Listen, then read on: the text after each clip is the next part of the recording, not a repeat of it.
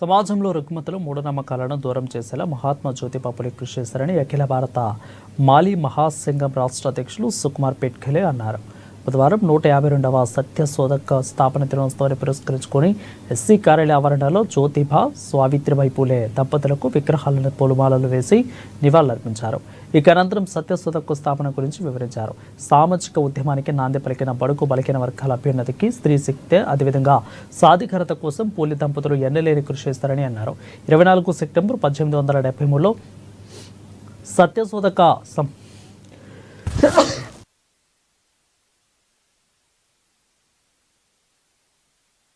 ज्योति जय क्रांति जय ज्योति जय क्रांति सावित्री आईचा सावित्री आईचा सावित्री आईचा सावित्री आईचा जय ज्योति जय क्रांति जय ज्योति जय क्रांति सावित्री आईचा सावित्री आईचा सावित्री आईचा जय ज्योति जय क्रांति जय ज्योति जय क्रांति सावित्री आईचा सावित्री आईचा सावित्री ఈరోజు సత్యశోధక సమాజ స్థాపన 152వ దినోత్సవాన్ని పురస్కరించుకొని అఖిల భారతీయ మాలీ మహాసంఘం మరియు సావిత్రిబాయి ఫులే మహిళా మండలి ఆధ్వర్యంలో ఆదిలాబాద్ జిల్లా కేంద్రంలో ఉన్నటువంటి సోషల్ వెల్ఫేర్ కాంపౌండ్లో ఉన్న